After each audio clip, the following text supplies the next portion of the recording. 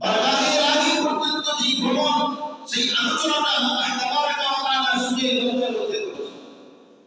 ইসরার আলোচনা করেছেন বনি ইসরাঈলের প্রথম ভাগে, আল্লাহ রাসূল সাল্লাল্লাহু আলাইহি ওয়াসাল্লাম মেরাজের আলোচনা করেছেন সূরা নূরে। আল্লাহ তাবারক ওয়া তাআলা ফরমান ওয়া হুয়া বিল উফুকিল আ'লা,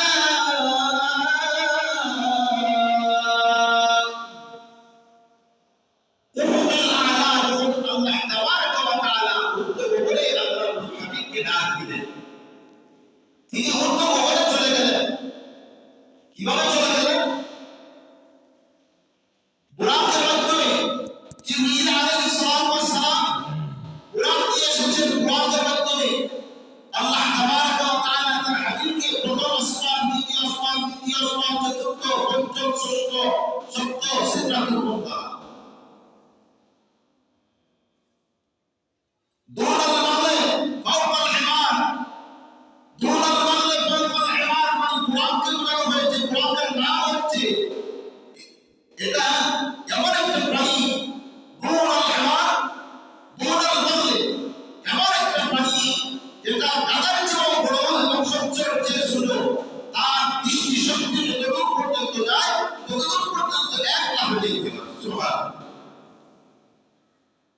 এজন্য হাদিস শরীফের মধ্যে এসেছে দূর আল-বাগল ফাওকা আল-হিমার, এমন একটা প্রাণীকে নিয়ে আসা হয় যে প্রাণী আর দৃষ্টি শক্তি যতদূর পর্যন্ত যায় ততদূর পর্যন্ত সে তাকে দেখতে পারে।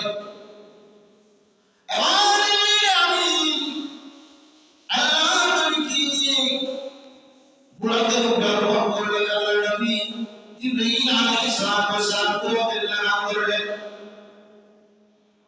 প্রথম আসমানের মধ্যে নিয়ে গেলেন। হযরত আদম আলাইহিস সালামের সাথে সাক্ষাৎ হয়।